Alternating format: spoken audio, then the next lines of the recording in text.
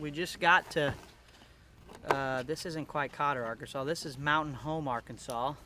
And we're right on the White River.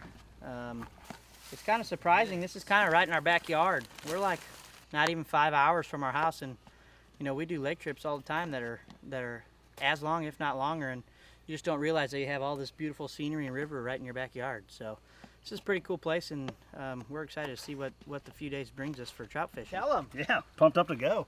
Never been here, first time. Long time trout guy, although these waters are 10 times the size of the stuff I fish back home, so you know, should be a good time though.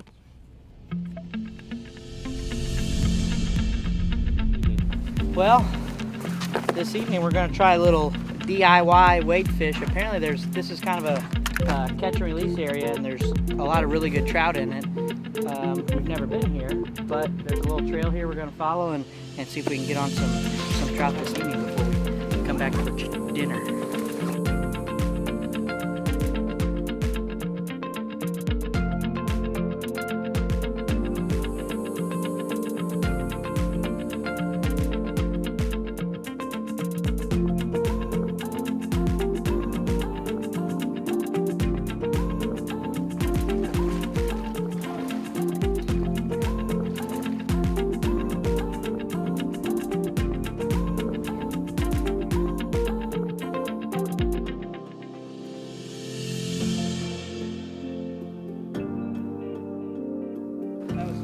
Jump. Ooh, that's soft mud. Be careful, brother. Oh, man, be careful. So far, I've done nothing but sweat. We just walked like, was that even a mile? It wasn't that far. Not quite a mile, but it's kind of humid out here. And we finally got to a spot where we can get in the water, and we're going to work back towards the resort because we kind of want to work upriver so we're behind the fish. They can't see us as we're coming to them. So we're going to give it a shot.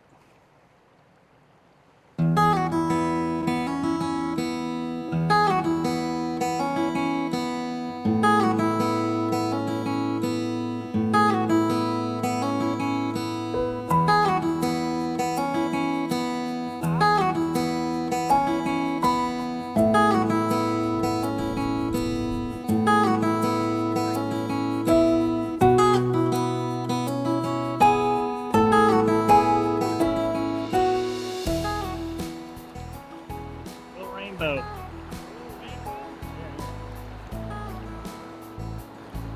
Give me the lowdown. Give me the secrets here. Let's hear what happened. What's the secret to the White River? I went to the well and fished a dry dropper like I do the little creeks back home, and pulled out arguably a little fish. Nice. Let's see if we can get that. A little rainbow. A little rainbow. First rainbow on the right White River. On the right White River. Yeah. On the White River.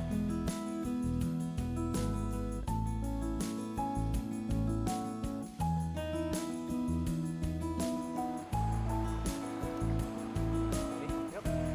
Yeah, that looking good, is it?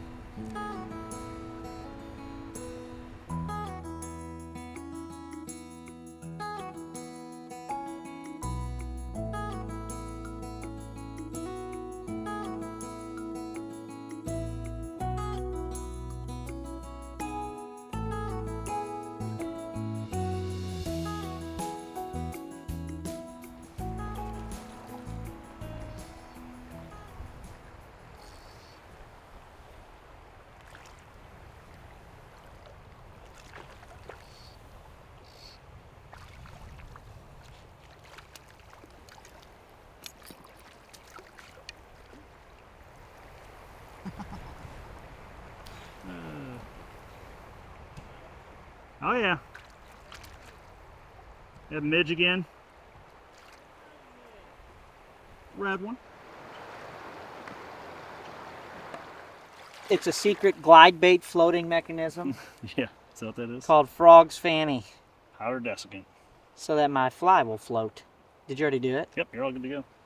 So now my bobber is going to be a fly. And then I've got the same midge that he's been catching all these fish on underneath it. The exact same one. It better be. Yeah.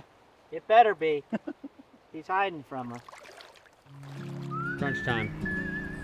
I've seen the fish. They're here. You gotta catch them. Oh, I'm gonna hit that. Going right to that one. Go. Oh, I'm gonna be short of it. Dang! If I can recast.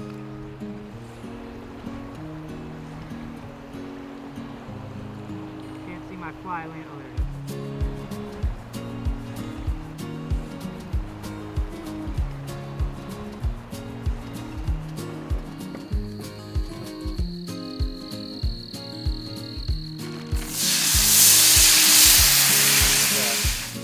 I just can't do that.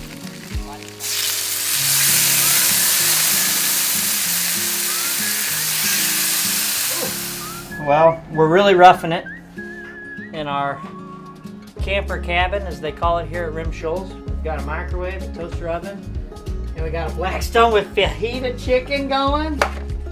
We're gonna warm up some chips and queso, fajita chicken. It's Mexican night at Rim Shoals in Arkansas. Here we are, roughing it in the outback. Nothing to eat, having to kill our own food.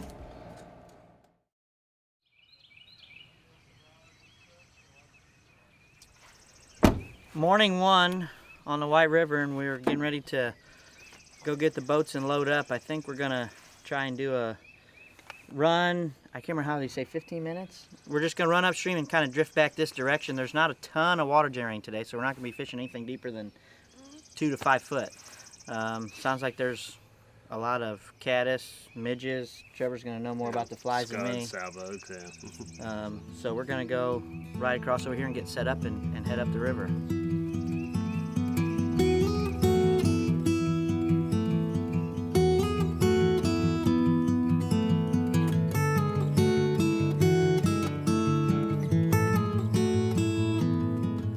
Things. They are usually, if they're fishing for browns, like they'll fish some bait fish related thing, whether it's live shad or jerk baits or something to stir something big. Spinner baits. The big brown trout just kill those big shad? They do. They, like when they're really coming through the dam, you can almost find a shad and keep your eye on it and it will get eaten. Wow. Like it's wild.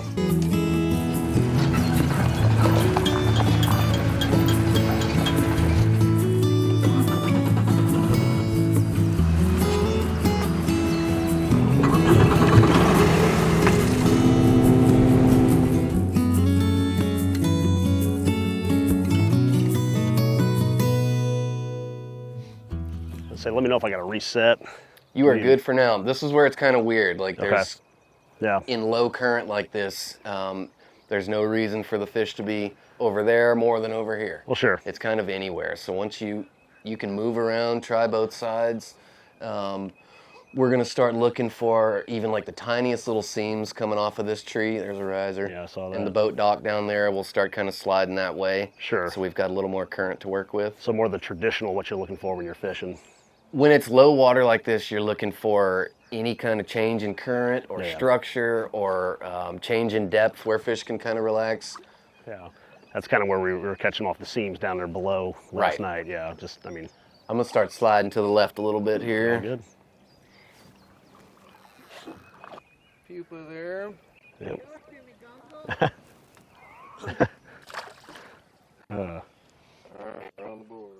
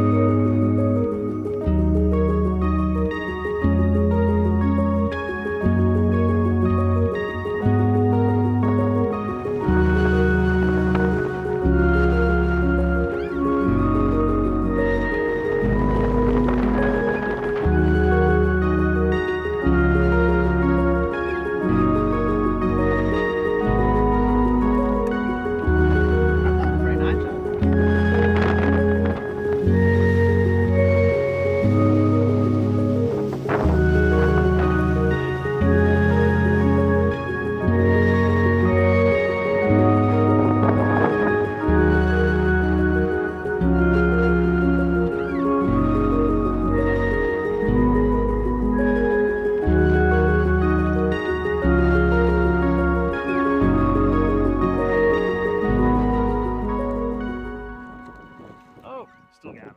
Nice. Let's go. See, my brother's been catching these dinks all day. So Bryant let me have the front of the boat here so I could get out there. And after missing bites that I can't even see and some that I did see and just missed, I was able to finally catch my first rainbow on the Norfork here, and it's a pretty good one. Beautiful color and everything. Love that.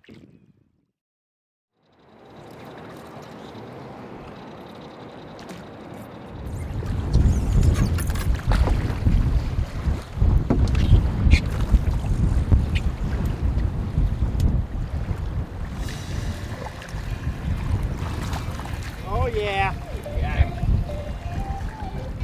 Rainbows for days. All right.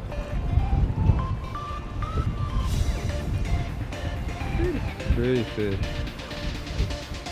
They trust him so much more than me.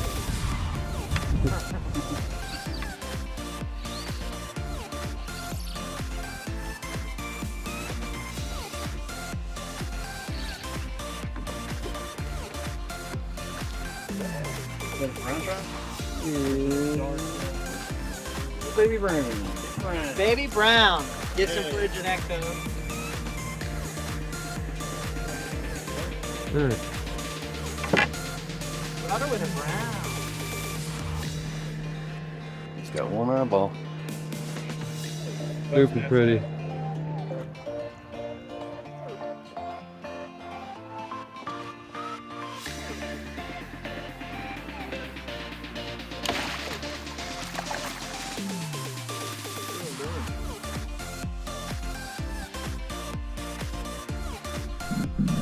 Yep.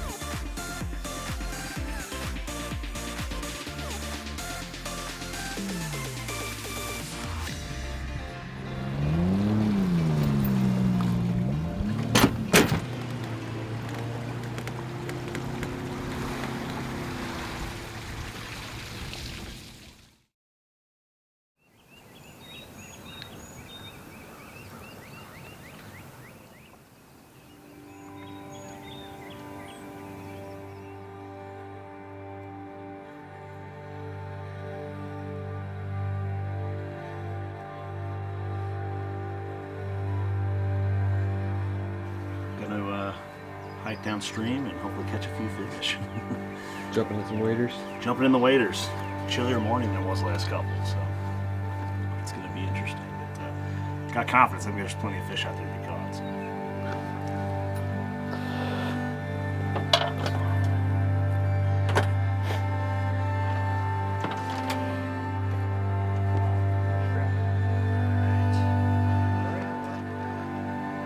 Yep.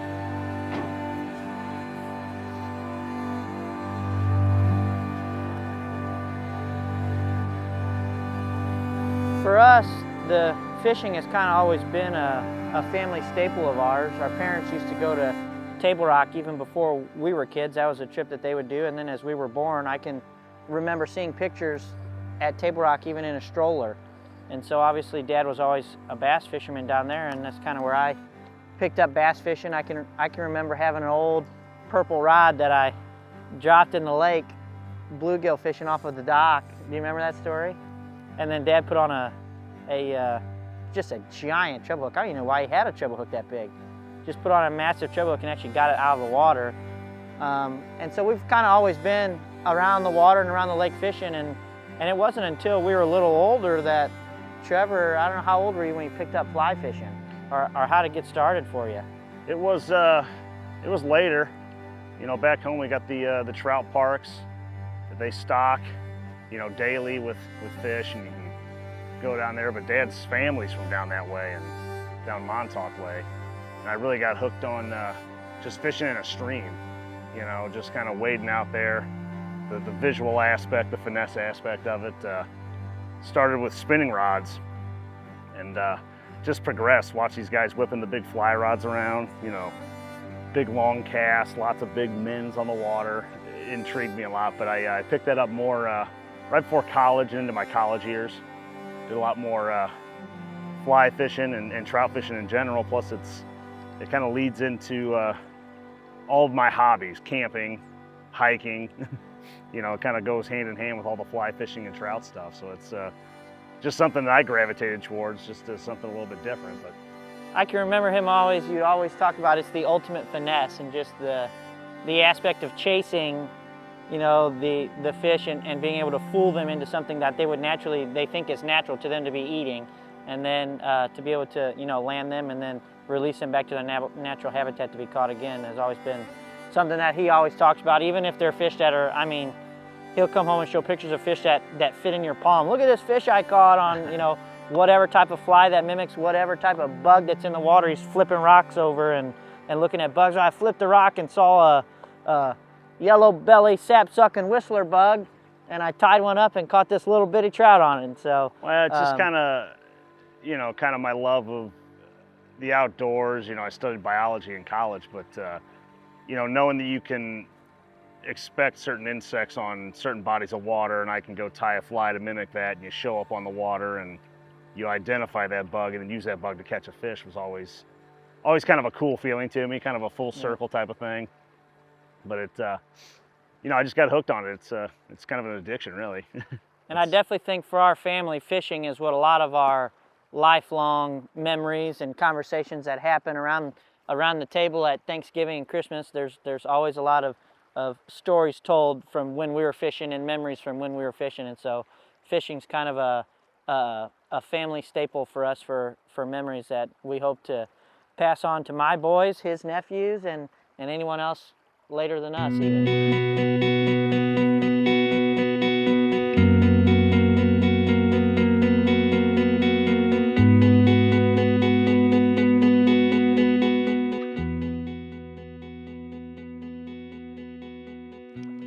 Woo! Now you gotta bring him over here. We had a plan to come out this morning and try and catch some more fish wading the Wide after we kind of did our guided trip yesterday, and it turned out to be a little more difficult than we thought with all the water moving in. This place is super deep right now, but we kind of found a rocky shoal right here, and you said he bit a caddis pupa, which is like a emergent stage of a caddisfly. So we were able to get out this morning and get one last fish in our hands and one last experience on the White River. Yeah. Can they show him to you here? Yeah, I want to see what he looks like. Ooh. Rainbow. And it's a pretty one. Yeah.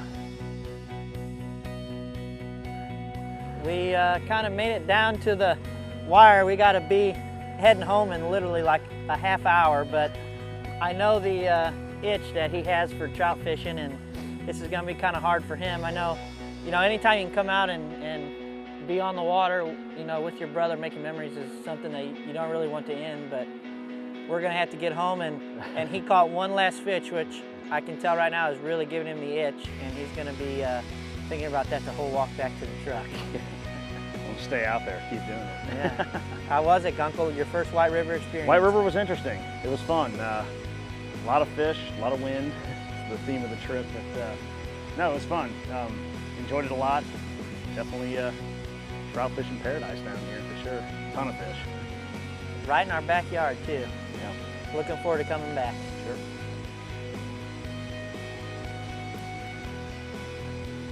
So at what point of the day could we start throwing some Zeke's Sierra Gold It's going to be a little while. garlic trout bait? This is a special back home. I'm gonna hide this in his boat. Somebody's gonna find it in like a year. No. Yeah, he's going to keep that out of my boat is what he's Someone's saying. going to be like, what is this stuff? Well, I stepped up on a rock in the current here, and I got quite a ways down, and I'm just gonna go for it, I think, and hope we get lucky here.